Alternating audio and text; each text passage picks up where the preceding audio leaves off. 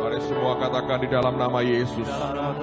Kau berbicara ya Tuhan kepadaku secara pribadi. Dalam nama Yesus, aku menerima roh hikmat, wahyu, dan pengertian. Sehingga malam hari ini, mata hatiku terbuka, aku dimerdekakan, hidupku diubah, dan diberkati oleh setiap perkataan yang keluar dari mulut Allah sendiri.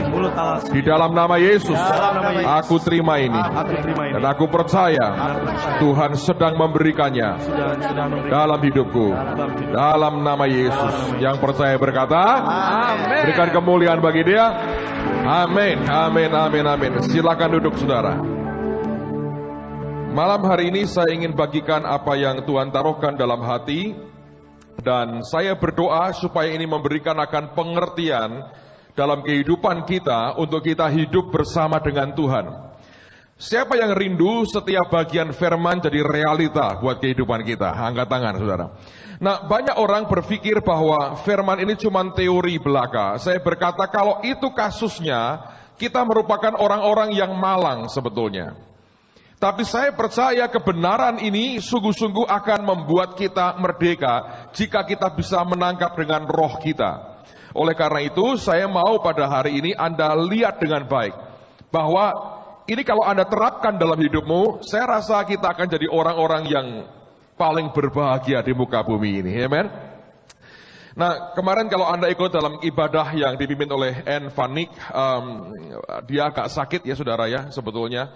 Dan kemarin ketika datang pun itu karena anugerah Tuhan, sehingga tidak bisa melayani lebih lama dari yang diharapkan. Oleh karena sebetulnya fisiknya itu sudah nggak kuat, itu agak dipaksakan dia kebaktian dengan kita sekalian.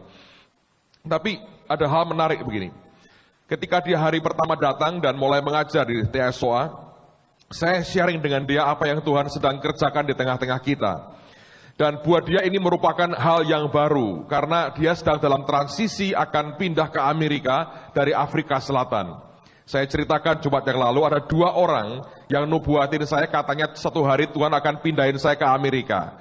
Tapi ternyata saya masih di sini, yang nubuat buat saya malah mereka yang pindah ke Amerika. Jadi ini tahu teknik menendang nubuatan. Tanda petik saudara, jangan ditendangin nubuatan itu ya. Tapi saya nggak tahu kenapa lah, tapi itu yang terjadi 2 kali. Yang pertama Glory Bahman, kedua Anne sendiri. Menarik sekali ketika saya ngobrol dengan dia, dan saya sharing apa yang sedang Tuhan kerjakan. Dia dengan bergurau dia berkata, wah aku iri kalau melihat begini. Kamu ngomong angka begitu banyak, kamu ngomong angka jutaan dolar Amerika. Saya hanya bicara tentang ribuan, puluhan ribu, dan aku dalam pergumulan ini. Karena ternyata tinggal di Amerika tidak mudah. Lalu ketika saya sharing, dia tanya begini, bagaimana sih cara ngelatih iman itu? Gimana bisa sampai seperti itu? Ya saya berkata ya susah diceritakan, wong ini perjalanan dengan Tuhan. Tapi pertanyaan dia itu terngiang di telinga saya, sampai Tuhan berkata begini, dan tadi malam saya sebetulnya, kemarin sore maaf, saya khotbah yang lain dengan apa yang saya sampaikan hari ini.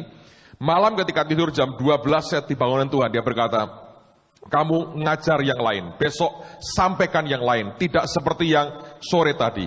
Dan di situ Allah mulai bicara dengan saya malam itu, dan dia berkata, pertanyaan dia itu pertanyaan dari banyak orang sebetulnya.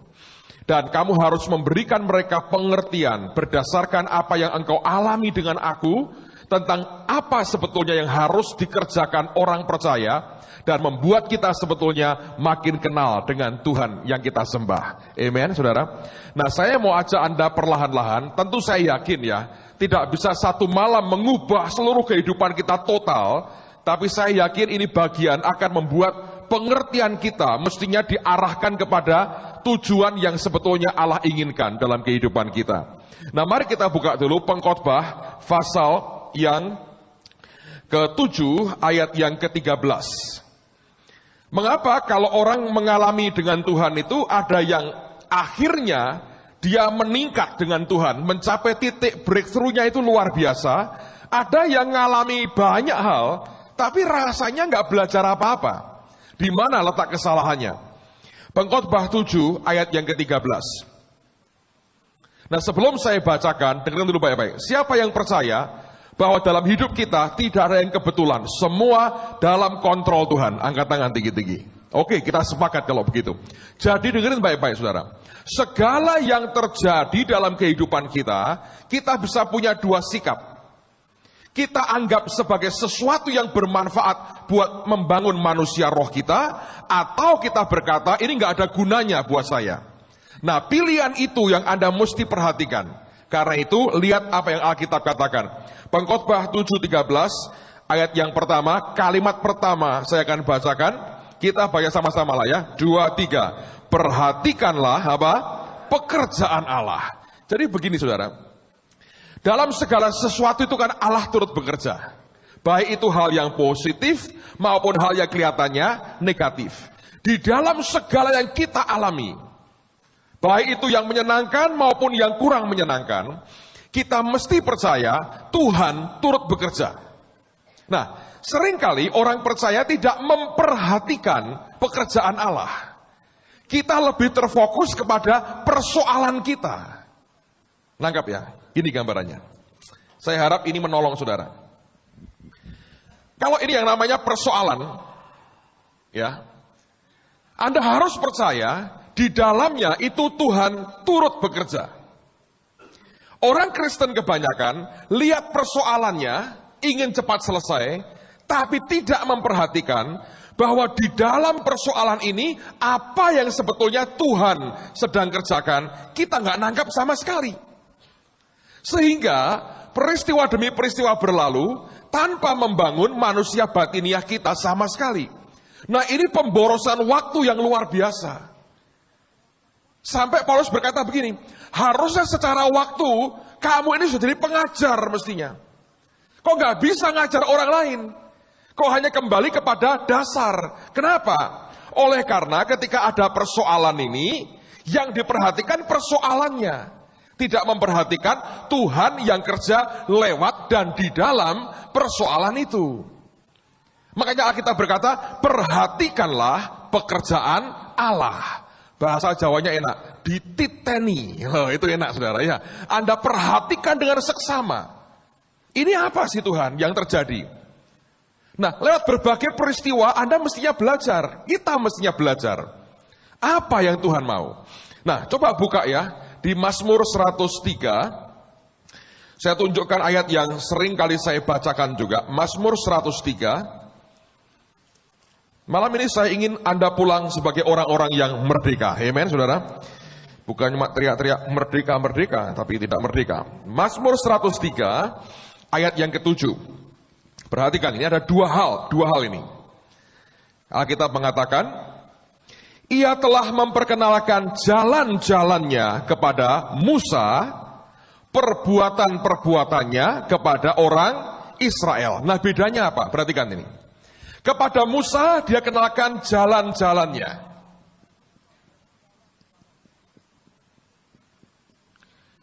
Kepada orang Israel apa? Perbuatannya.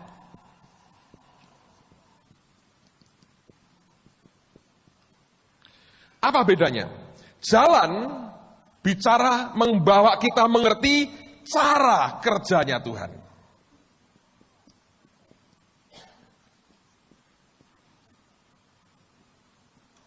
Kalau perbuatan, hasil akhir. Hasil aja. Saya beri contoh. Sebagian besar orang Kristen mau di sini.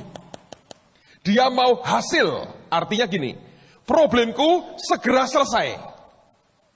Yang Tuhan ingin sebetulnya, belajar jalan-jalannya, tahu cara kerjanya. Di mana Pak bedanya? Secara mutu berbeda. Contoh nih, kalau anak saya punya PR, matematika. Dia kalau lihat matematika, sudah mati-matian dia. Sudah mau pingsan sebetulnya. Dia ada PR. Kalau dia mau hasil, gampang. Pah atau mamah, jangan papah lah, mamah yang ngajarin. Mamah, buatin dong, kata Samuel. Mama yang buatin, Samuel tinggal nyontoh gitu. Wah, dia seneng. Mau Sam? Mau? Masih gitu saudara.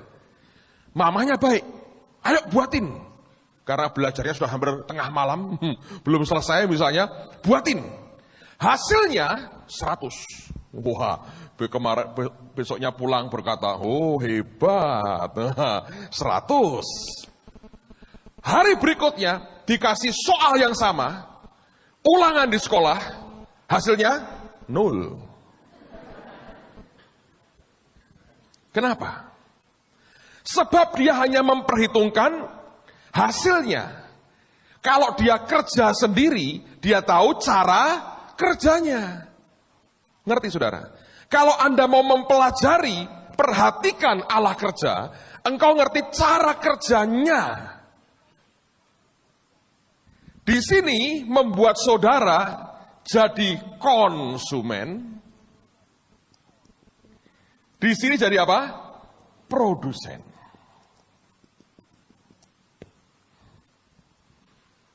Anda makan di restoran, enak sekali. Pokoknya enak. Wah, enak setengah mati. Oh, enak kok setengah mati, apa beracun atau apa, nggak tahu lah. Orang Semarang kalau ngomong enak setengah mati, baiknya dia enak karuan. Ya itu tuh, aduh, saya nggak tahu lah. Di Tengging juga nggak hilang-hilang, saudara. Jadi saya nggak tahu itu bagus sekali diedanke enak setengah mati. Saya nggak tahu cara berpikirnya. Tapi ya kita pakai logikanya orang Semarang aja. Enaknya luar biasa lah, ojo setengah mati, luar biasa. Anda berkata, enak, minggu depan balik lagi ya makan, enak. Terus Anda nikmati hasilnya. Anda jadi konsumen, pelanggan yang baik. Dapat gold card member. Konsumen. Tapi kalau Anda bisa ke dapur, ngobrol dengan kokinya, lihat caranya, minta dia ajari cara membuatnya. Satu hari engkau bisa masak sendiri, buka restoran yang sama, jadi apa? Produsen. Di sini Anda keluar uang, di sini dapat uang. Ngerti saudara ya? Jadi kalau Anda perhatikan, nah yang menarik adalah begini.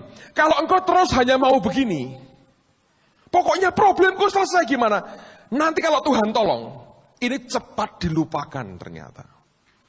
Coba lihat Mazmur 106. Ayat yang ke-13. Mazmur 106 ayat yang ke-13.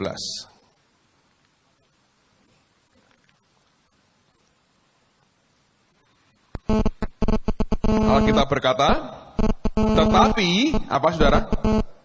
Apa? Segera. Orang kalau lupa itu segera. Segera mereka melupakan apa? Perbuatan-perbuatannya dan tidak menantikan nasihatnya. Jadi kalau orang hanya pengen ngerti hasilnya, segera Anda akan lupa.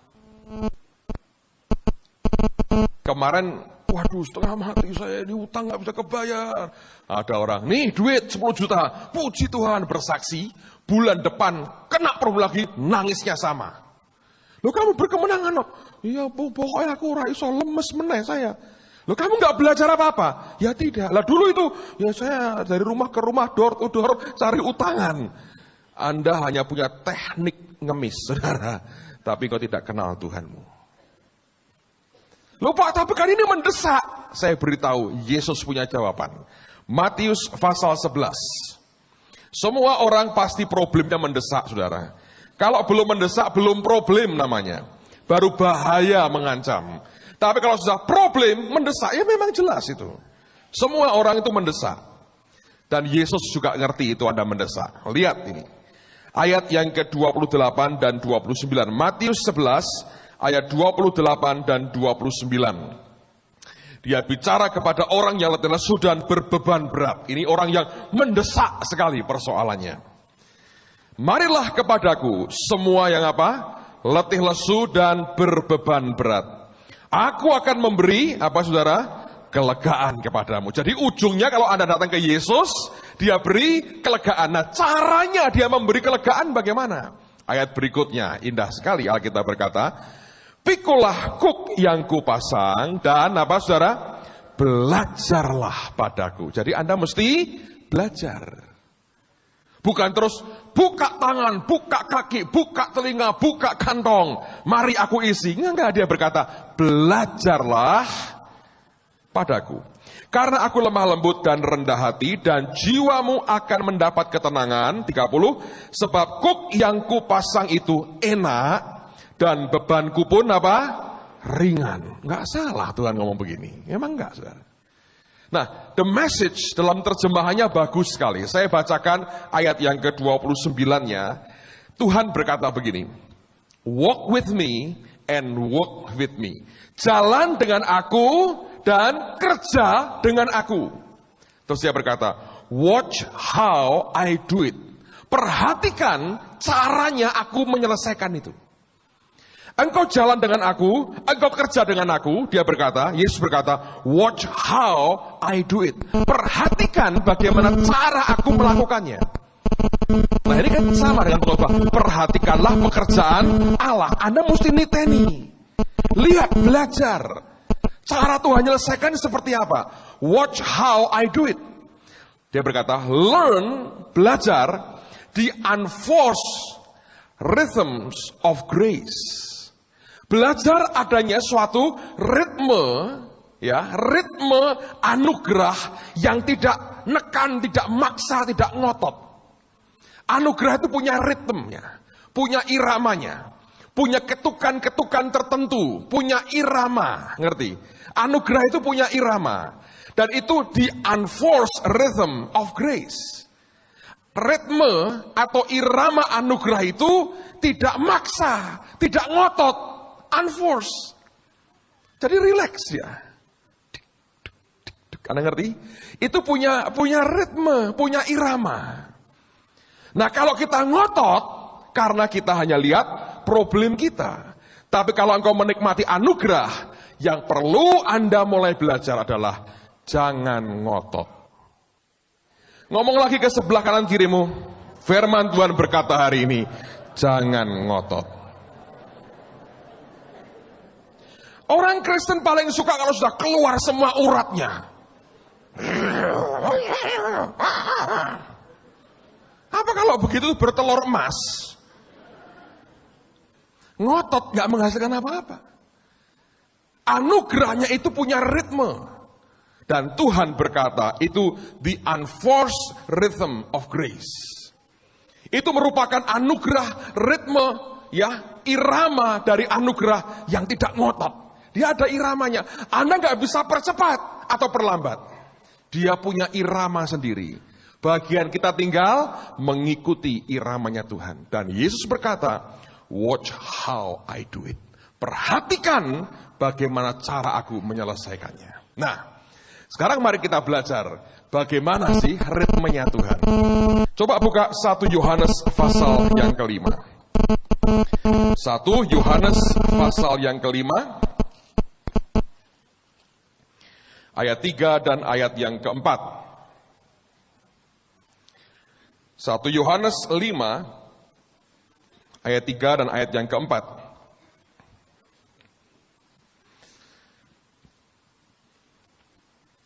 Alkitab berkata, sebab inilah kasih kepada Allah, yaitu bahwa kita menuruti perintah-perintahnya.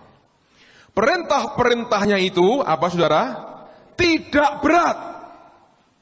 Seperti berkata, bebanku pun ringan. Perintah-perintahnya tidak berat. Kok bisa nggak berat, Pak? Buat saya berat. Alkitab berkata, perintahnya tidak berat. Apa alasannya? Kenapa bisa begitu? Ayat berikutnya. Sebab, kata sebab artinya inilah alasannya. Mengapa tidak berat? Alkitab mengatakan, semua yang lahir dari Allah, apa saudara? Mengalahkan dunia. Dan inilah kemenangan yang mengalahkan dunia, yaitu apa? Iman kita. Jadi begini saudara, kalau Anda mau tidak ngotot, sekarang begini, apapun yang engkau impikan, engkau inginkan, engkau harapkan terjadi, yang pertama engkau harus tanya begini, apakah ini lahirnya dari Allah atau dari manusiaku? Wah Pak, itu susah Pak ngerti Tuhan atau manusia kita. Sebetulnya tidak susah. Asal kita mau jujur dengan diri sendiri dan jujur dengan Tuhan. Yang membuat kita nggak bisa memahami dengan cepat. Oleh karena kita nggak jujur. Contoh ini yang saya sering berikan ilustrasi begini. Dua orang jatuh cinta, laki perempuan. Yang laki melihat, ini wanita paling elok di RT saya nih. Miss RT 6, misalnya gitu. Yang perempuan berkata, wah ini laki paling hebat ini. Rambutnya kayak Tomingse ini, wah. Walaupun jarang keramas tapi kempal-kempal manis gitu, kira-kira gitu. Lalu saling jatuh cinta. Kebetulan semua berbahasa lidah dua-duanya. Nah ini agak repot sedikit, saudara. Repotnya karena terus setelah mereka saling seneng, mereka butuh konfirmasi. Nah, biasanya tanya ke hamba Tuhan, inikah jodoh buat saya? Sekarang pertanyaan begini, seneng dulu atau tanya dulu? Seneng dulu biasanya. Kalau sudah begitu, kalau cinta sudah melekat, tai kucing rasa coklat, saudara. Nah ini kalau diomongin apapun, susah. Susah. Yang bisa diapain Pak? Didoakan saja. Sebab ini sudah rasa coklat, saudara. Loh baunya, oh ini sedap ini. Aneh itu, memang aneh.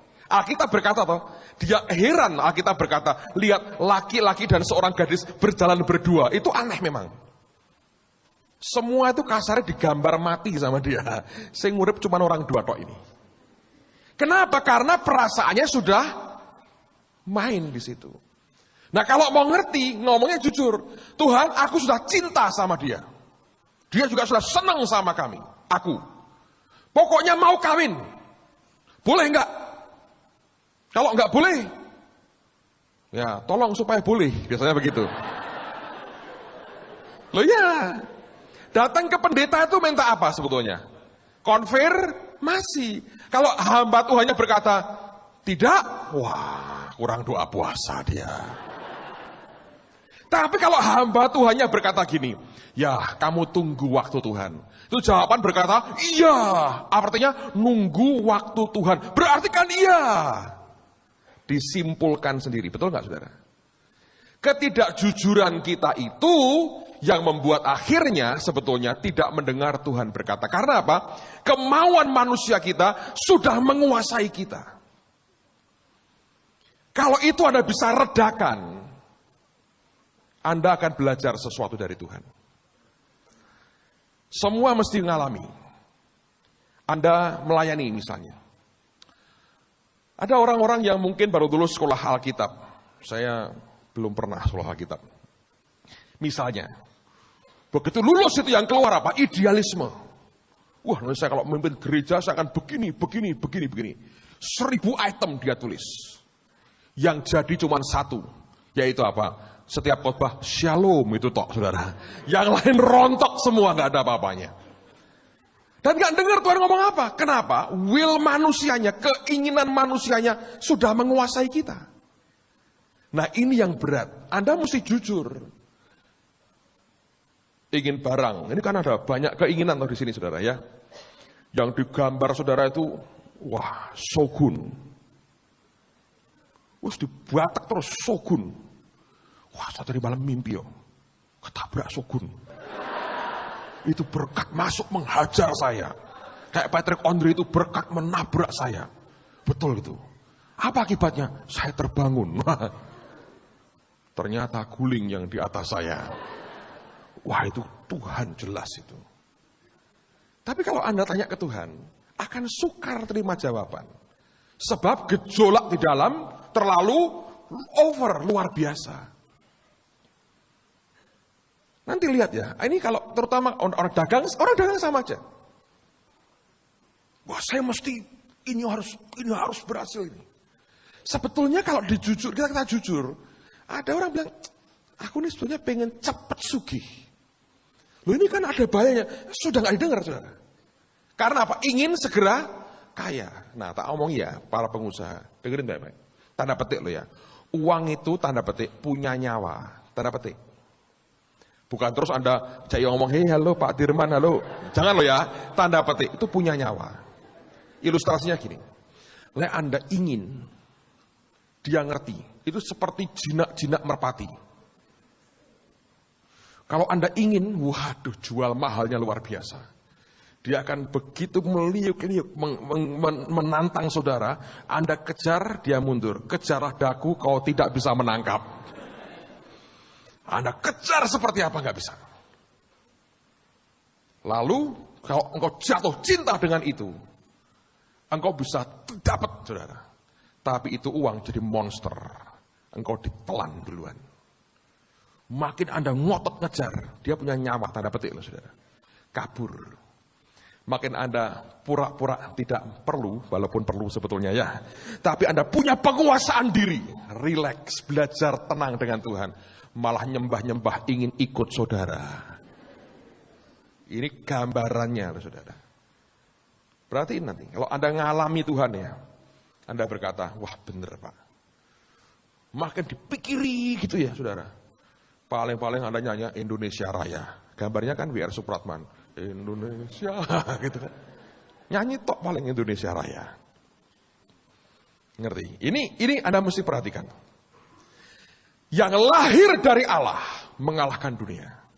Dan itu membuat perintahnya tidak berat. Semua itu karena kemurahan Tuhan sebetulnya. Bukan karena kekuatan manusia kita. Coba buka Roma 9. Saya suka ayat ini. Roma pasal 9.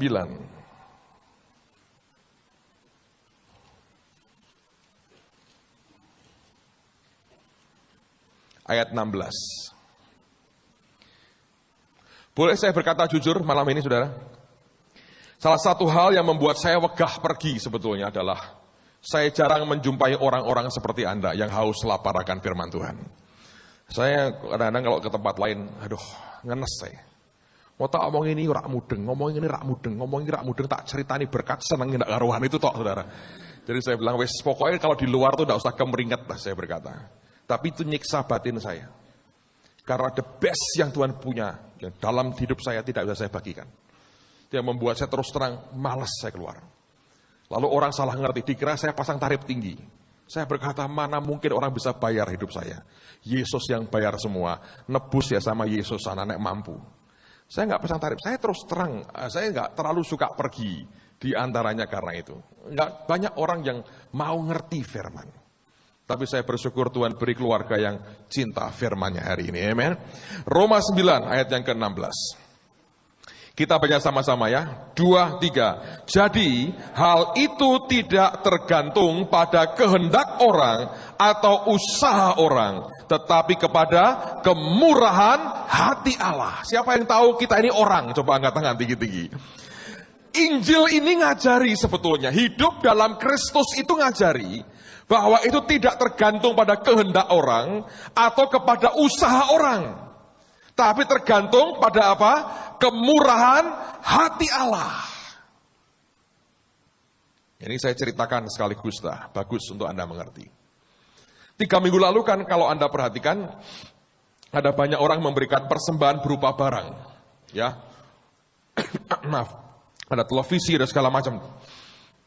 Saya doakan selesai dan saya juga memberikan barang. Toh, ya, mobil saya lepaskan, BMW yang saya punya. Lalu kemudian saya balik ke kamar di belakang. Saya ngomong dengan Tuhan, tidak mengeluh loh saudara, tidak mengeluh. Anda kalau memberi barang jangan merasa berdosa karena aku sendiri ngasih barang. Saya bilang Tuhan, beri aku pengertian dan beri aku hikmat. Karena ini kan persembahan banyak berupa barang. Gereja kita butuh cash untuk bayar tanah. Lalu kemudian saya berkata, tolong beri aku hikmat Tuhan, supaya aku ini bisa ngerti. Cara ngelolanya itu bagaimana? Ini harus diapakan barang-barang ini. Nah, ketika saya ngomong seperti itu, Roh Kudus menjawab begini, saudara. Kamu harus mengerti begini, dia berkata. Kalau mereka memberi barang, seperti kamu juga memberi barang. Itu tandanya sebetulnya secara keuangan, mereka tidak punya uang kontannya. Jadi barang mereka persembahkan. Dan mereka memberi yang terbaik yang mereka punya. Dan aku yang menjamah hati mereka. Tapi yang kedua, dia berkata begini. Aku menjamah hati mereka, mereka melakukan yang aku perintahkan. itu berkenan di hadapanku. Kebutuhan uangmu, aku yang akan ngurus. Saya bilang, amin lah Tuhan kalau begitu. Jadi Tuhan akan ngatur semuanya. Dan ternyata betul saudara ya, kita kalau mentaati Tuhan itu bukan karena usaha atau keinginan kita, bukan. Semua kemurahan hati Allah. Apa yang terjadi? Hari berikutnya saya ke Jakarta, seminar. Hari pertama saya sampaikan firman. Saya tidak nantang persembahan untuk gedung gereja. Karena saya ke Jakarta bukan ngemis, saudara. Tuhan perintahkan saya beri mereka makan. Jadi saya kasih mereka makan. Kira-kira 1000-an orang lah yang datang tiap kali saya seminar. Lalu setelah itu hari kedua, Tuhan berkata sekarang mereka boleh memberi persembahan. Jadi saya persilahkan mereka memberi persembahan. Orang-orang memberi persembahan. Setelah saya kebaktian, seminar itu, ada banyak orang yang ngantri pengen didoakan, pengen counseling. Ada suami istri yang datang ke saya. Saya pikir minta didoakan. Dia bilang, Pak, saya nggak minta didoakan, Pak. Saya minta rekening untuk pembangunan. Wah, saya nggak apal kalau itu. Ke Pak Sugiarto aja. Jadi saya operkan ke Pak Sugiarto. Mereka berdua ngobrol dengan Pak Sugi, saya mendoakan yang lain. Waktu sampai di restoran, kami makan malam itu, Pak Sugiarto tuh ngomong ke saya, Pak, tadi suami istri yang datang ke saya, minta rekening untuk pembangunan. Oh iya, aku bilang, aku yang tadi ditanyain, aku nggak ngerti, tak operin Bapak. Dia bilang, begini Pak, setelah dicaratin semua rekeningnya, dia ngomong ke saya, Pak, kalau jadi loh ini ya. Dia bilang, minggu depan saya akan kirim 1 miliar, Pak. Oh iya, puji Tuhan. Masa bilang, haleluya, terus menari-nari kan ya lucu, saudara. Ya dengar baik, ya mau ngomong apa, dia bilang, kalau jadi, ya tak. 1 miliar itu nolnya berapa? 11. 9,00, itu 11. Nulisnya kan begitu. Kok gitu Pak, ini ngomong iman besar sajalah, jangan cilik-cilikan. Lalu kemudian, ya sudah saya ya bilang, puji Tuhan. Teman-teman, wah dengar gitu mereka, wah luar biasa ya. Saya bilang, iyalah, di hadapan Tuhan tuh dia bisa berbuat apapun. Nah, saya sudah belajar dari pengalaman. Saya jagai hati saya, sehingga tidak usah menari-nari di hati saya. Malah orang sido, saudara, ngerti? Kalau saya, wah, batal. Saya kenal Tuhan kok. Jadi saya bilang, Tuhan terima kasih. Jagai hatiku, supaya aku tidak salah di hadapanmu. Dari kemudian, pengen kenal orangnya, lalu berkenalan, tukar-menukar nomor handphone, malah salah. Malah itu yang tidak Tuhan inginkan. Saya sampai sekarang tidak tahu di mana beliau tinggal dan sebagainya. Terakhir tahu namanya, tapi dari Pak Sugi karena telepon. Tapi saya kalau ketemu lagi, kira-kira saudara lupa yang mana orangnya. Bagus malahan saudara. Yang saya ingat wajah Yesus senantiasa, itu baik saudara.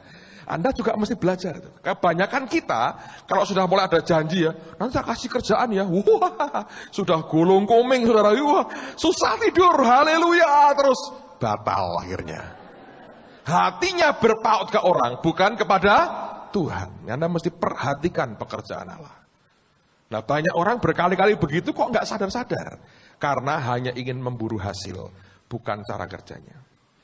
Saya bersaksi kepada saudara, minggu lalu, sungguh-sungguh dia kirim 1 miliar buat kita. Barang orang yang sudah masuk, saya bilang, puji Tuhan. Terus telepon lagi. Memang kalau sudah nempel itu susah, saudara. Di mana hartamu di situ, hatimu. Dia telepon, bukan ke saya, ke Pak Sugiarto. Pak, ini baru permulaan loh Pak, bukan terakhir. Nanti tahun depan kalau mulai bangun, saya dihubungi ya Pak. Ini yang kemarin saya kirim baru pemanasan. Pemanasan SAM, kalau kemeringet seperti apa? Saya nggak tahu. Baru pemanasan, dia bilang. Tuhan itu punya cara. Siapa ingin pemanasan? Pemanasan. Luar biasa, baru warming up, saudara. Belum sungguh-sungguh, baru pemanasan. Ya dia selesaikan. Sampai N ngomong sama saya, wah aku iri lihat kamu, jangan iri. Kembali kepada kesederhanaan Alkitab. Back to the simplicity of the Bible. Amen. Yang lahir dari Allah mengalahkan dunia. Bukan karena keinginan orang atau usaha orang. Tetapi apa? Kemurahan hati Allah. Siapa tahu kita punya Allah yang maha murah. Angkat tanganmu. Kalau gitu kita sepakat dong. Hidup itu simple. Belajar dari Yesus. Perhatikan cara dia kerja. Nah kalau Anda ikuti, Anda akan makin kenal. Tanpa kemurahan dan campur tangannya, tidak ada yang bisa kita dapetin. Coba buka Yohanes pasal yang ketiga. Beberapa ayat lagi lah kita selesaikan. Yohanes pasal yang ketiga. Ayat yang ke-25. Ayat 27 aja lah. Atau 25 lah saya baca supaya baik. Yohanes 3 ayat 25 supaya Anda tahu konteksnya. Yohanes 3:25, maka timbullah perselisihan di antara murid-murid Yohanes dengan seorang Yahudi tentang penyucian.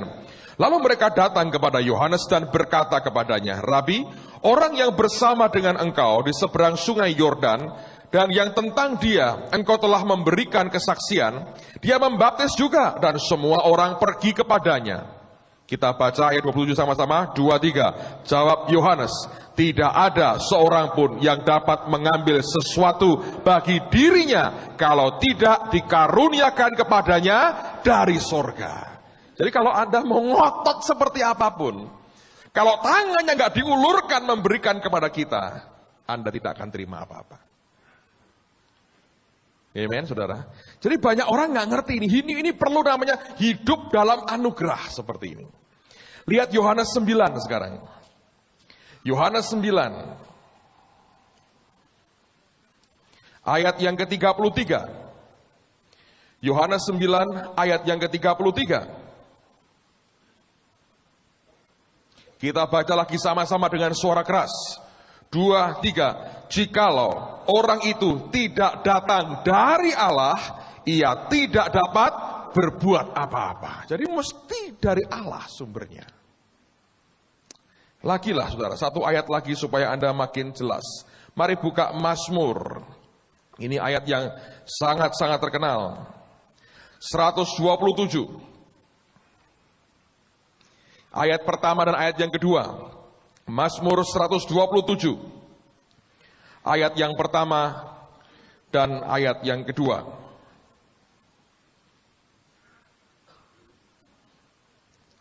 Perhatikan, nyanyian ziarah Salomo.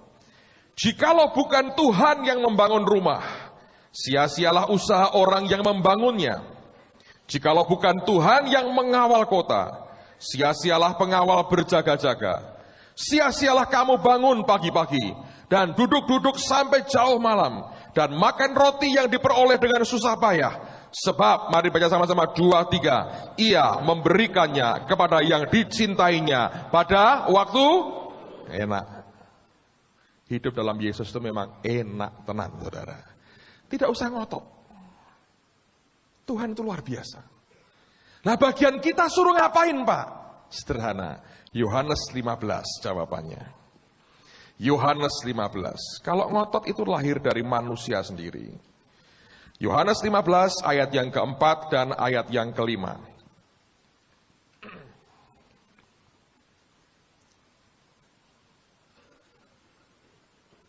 Yohanes 15 ayat yang keempat dan ayat yang kelima. Alkitab berkata, tinggallah di dalam aku dan aku di dalam kamu. Sama seperti ranting tidak dapat berbuah dari dirinya sendiri kalau ia tidak tinggal pada pokok anggur. Demikian juga kamu tidak berbuah jikalau kamu tidak tinggal di dalam aku. Akulah pokok anggur dan kamulah, yaitu kita, ranting-rantingnya. Barang siapa tinggal dalam aku dan aku di dalam dia, ia berbuah banyak. Sebab, baca sama-sama, 2, 3. Di luar aku kamu tidak dapat berbuat apa-apa. Kalau ini pokok dan saya rantingnya, bagian yang hanya saya bisa buat adalah nempel kepada pokok ini. Ini Anda belajar menyerah, saudara. Sadari, Tuhan kalau engkau nggak berbuat apa-apa, aku bisa apa? Tuhan, semua usahaku tidak ada gunanya. Kalau hari ini Anda punya masalah, coba belajar jujur dengan Tuhan. Dan berkata, Tuhan terangi aku. Jatuhku di mana? Anda ingat ketika Elisa dengan rombongan para nabi, mereka membangun perumahan. Ada seorang hambanya yang meminjam kapak dari orang lain. Dia lagi menebang pohon, mata kapaknya jatuh ke sungai dan tenggelam.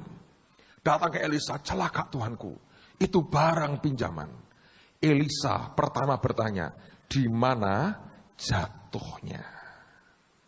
Kalau Anda punya problem hari ini, apapun, keuangan, bisnis saudara, dia Tuhan mau tanya, di mana jatuhnya?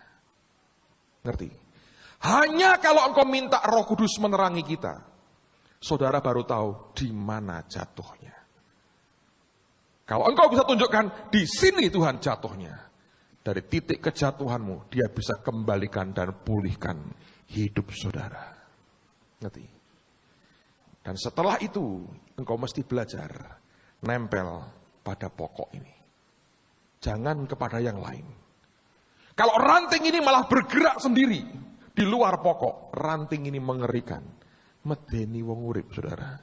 Ya tahu ranting kok biayaan sendiri itu kan lucu. Ranting hanya perlu, enak loh bahasa Jawa itu ya saudara. Inggrisnya ada tuh, biayaan itu tidak ada. Kalau dia nggak nempel, nggak ada apa-apa. Di luar aku, kata Yesus, kamu tidak dapat berbuat apa-apa. Tuhan sedang kerja luar biasa. Saya nggak tahu itu dari mana-mana itu orang kirim duit untuk pembangunan Holy Stadium, saudara. Ada seorang pengacara di Jakarta yang tulis kepada kami. Dia punya tanah 2 hektar di Jawa Barat. Dia bilang, akan saya jual Pak itu. Nanti hasilnya untuk pembangunan rumah Tuhan. Siapa yang suruh, saudara? Tuhan menggerakkan hati mereka sendiri. Dengan cara Tuhan yang tidak pernah terukur dan terduga sebelumnya. Rohnya sedang bergerak. Bagian kita nempel. Nah, kalau Anda sudah ngerti ini, hidupmu akan Anda sadari tergantung kepada Yesus sepenuhnya. Ayat terakhir, ini luar biasa. Buka Sakaria pasal yang keempat. Kitab Nabi Sakaria pasal yang keempat. Ayat yang ke-6 dan ayat yang ke-7. Dan kita akan selesai dengan ini. Sakaria pasal 4. Ayat 6 dan ayat yang ke-7.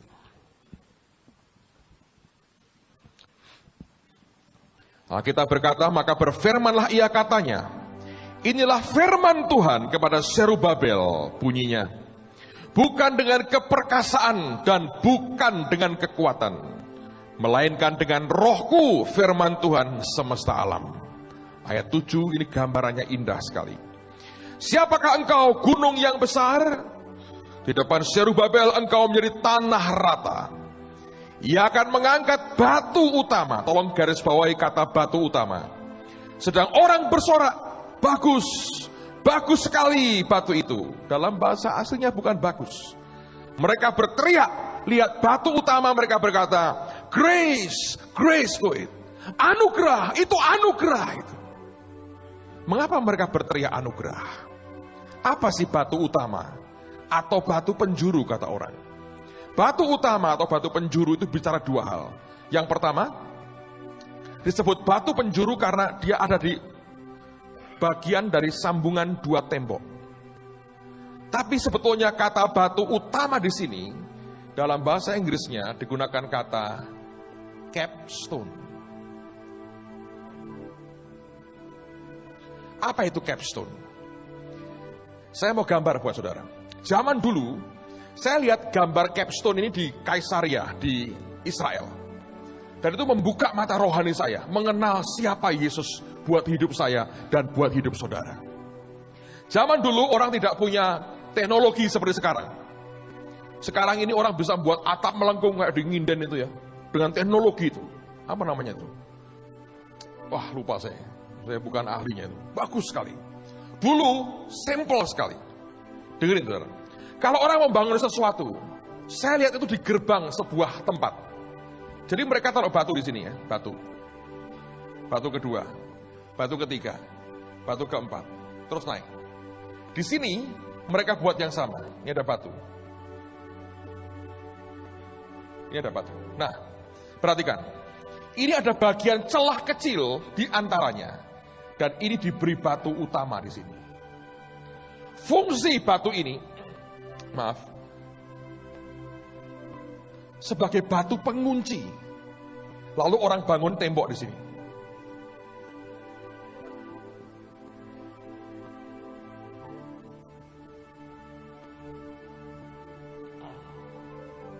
Nangkap saudara? Kekuatan bangunan ini di mana? Dikunci ini. Dan ini adalah Yesus sendiri. Alkitab berkata kita dibangun oleh nabi-nabi dan rasul-rasul dengan Yesus sebagai batu penjuru. Hamba Tuhan yang murni, rasul dan nabi yang murni, tidak membangun orang di atas kepribadiannya, tapi mengarahkan orang itu kepada Yesus sebagai batu penjuru. Karena rumah ini tetap berdiri selama capstone-nya tetap di sini. Kalau ini disingkirkan, ambruk semua. Saudara, kalau belajar hidup dalam anugerah, kelak Anda akan kenali, engkau akan berkata, Tuhan, kalau bukan engkau yang bertindak dalam hidupku, kalau bukan karena engkau, rubuh semuanya. Di situ gentar dan takut akan Tuhan akan terus menguasai kita. Pak Yusak pernah memberikan nasihat kepada saya bagus sekali. Dia berkata begini, dia ngomong sama saya, sekalipun Tuhan sudah angkat kamu menjadi sahabatnya, sikap hatimu tetap harus seperti hamba di hadapannya. Kalau engkau berubah hatimu, hati-hati. Dia berkata, sekalipun Tuhan sudah angkat engkau jadi sahabatnya, sikap hatimu tetap harus seperti seorang hamba yang sadar kekuatan kita di satu kata. Siapa itu, saudara? Yesus. Kalau ini diambil, ini runtuh semua. Kalau ini runtuh, seluruh ini runtuh, saudara. Menarik sekali yang saya lihat itu. Yang sisa ini, saudara, bagian ini. Itu lagi di sini. Tembok lain sudah rontok karena usia. Tapi selama ini ada, capstone-nya ada.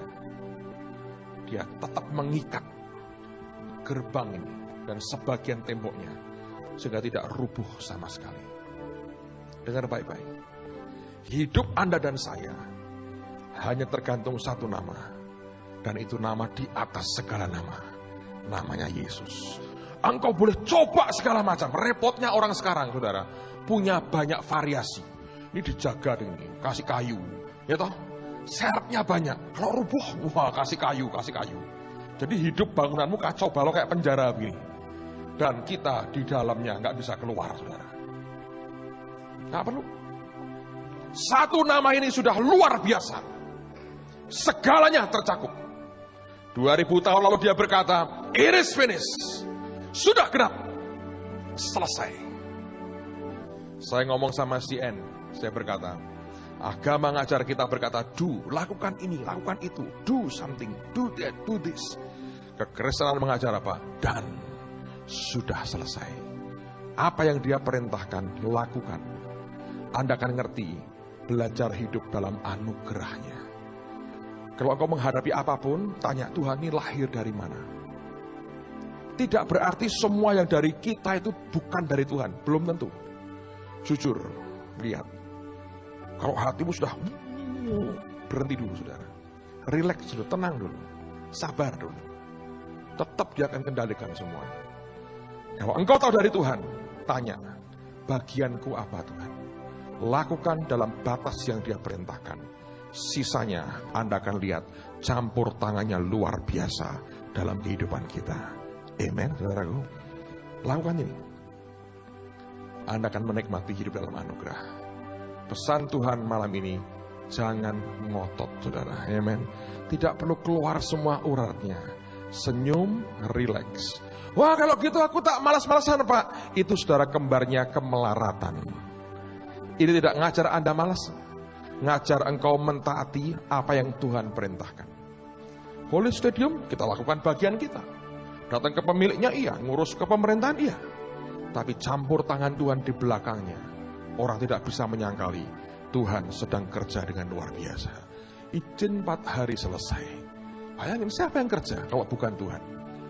Total kita sudah ada 4,6 miliar kalau tidak salah. Nanti akan dilaporkan. Sudah 4,6 miliar dari persembahan yang diterima, dari korban Anda sekalian. Bukankah itu ajaib? Kalau kita mikir dari mana uangnya? Tuhan yang ngatur semua dengan cara yang luar biasa. Saya mau percaya, sebelum tahun ini selesai, mari kita lunaskan itu dengan anugerah dan berkat Tuhan, bukan dengan kekuatan kita. Patrick Andre minggu lalu khotbah begitu, dengerin ya saudara. Saya tidak minta dia, kamu Patrick yang nyuratang persembahan. No. Saya tidak pernah buat perjanjian apapun dengan dia. Dia ngomong apa yang dia berkata, aku dapat dari Tuhan. Saya silahkan. Cuma bagian saya berkata, aku gak mau nantang duit. Saya berkata, saya memberi mereka makan. Dan sisanya biar Tuhan yang ngurus. Masing-masing punya bagian yang berbeda-beda. Dan biarkan Tuhan dan campur tangannya menyempurnakan semuanya ini. Tutup Alkitabmu, kita berdiri sama-sama. Haleluya. Ajari kami terus Tuhan, untuk kenal Engkau lebih dan lebih lagi. Lebih dalam lagi, ku rindu Kau Tuhan. Lebih dari segala yang ada. Lebih dalam lagi, ku cinta Kau